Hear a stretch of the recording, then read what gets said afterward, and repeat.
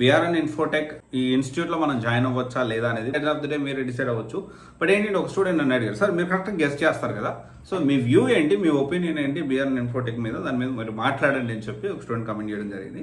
So 2012 వాళ్ళకి కూడా job ఇప్పిస్తాము, 100% job ఇప్పిస్తాము అని చెప్పి చెప్తా ఉన్నారు. ఇది ఎంతవరకు కరెక్ట్?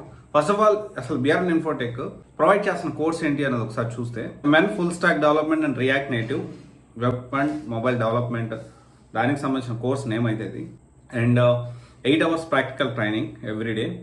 ఇక్కడ జాయిన్ అవ్వాలంటే reasons, quality training and interactive training between both trainers and interns, and at the same time 4 to 5 months full time course, 800+ hours, and everyday 8 hours practice, limited people. ఇలా ఏంటి అంటే చాలా పాజిటివ్స్ అనేవి వీళ్ళు చెప్పుకుంటా వచ్చారు. కానీ ఇక్కడ అర్థం చేసుకోవాల్సిన విషయం ఏంటి అంటే, జనరల్గా నేను ఎప్పుడైనా కానీ కెరీర్ గ్యాప్ వాళ్ళకి ఎక్కువ కెరీర్ గ్యాప్ ఉంటే మీరు డెవలప్మెంట్ సైడ్ కాకుండా టూల్ సైడ్ కానీ, టూల్ డెవలప్మెంట్ సైడ్ కానీ ఇలాంటి టెక్నాలజీస్ మీరు చూస్ చేసుకోండి.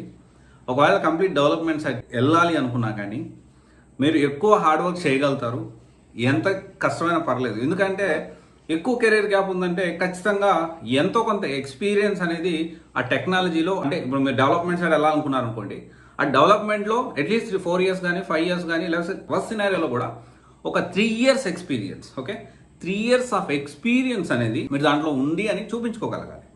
అలా చూపించుకుంటేనే మనకి పాజిబిలిటీ అనేది ఉంటుంది అండ్ మార్కెట్లో మనకి జాబ్ వచ్చే పరిస్థితి ఉంటుంది.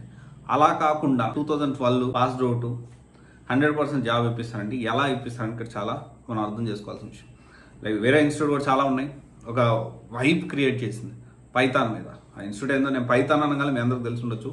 Python full stock or mean and men stock సంబంధించి జాబ్ వచ్చి నాకు డబ్బులు ఏంటి అసలు ఆ కాన్సెప్ట్ తీసుకొచ్చి ఫస్ట్ 5,000 అని చెప్పి, తర్వాత 20,000, 30,000, 35,000, 40,000 దాకా తీసుకెళ్ళి జాబ్ వచ్చి నాకు దాంట్లో నుంచి కట్ చేసుకుంటామని చెప్తూ రికార్డెడ్ క్లాసెస్ ప్రొవైడ్ చేసి సంవత్సరం రోజులు క్లాసులు చెప్తా ఉన్నారు. జాబులు అడిగితే ఏదో ఒక టెస్ట్ పెట్టి ఆ టెస్ట్లో క్వాలిఫై కాలేదు, మీకు జాబ్ రాదు. ఇలాంటి సిచ్యువేషన్స్ అనేవి ఉన్నాయి మన మార్కెట్లో. కానీ మార్కెట్ వాస్తవానికి ఓవరాల్గా మార్కెట్ అయితే టైట్గానే ఉంది. అంటే కొంచెం కాల్స్ అనేవి అంత బీభత్సంగా కాల్స్ అయితే లేవు ఇప్పుడు.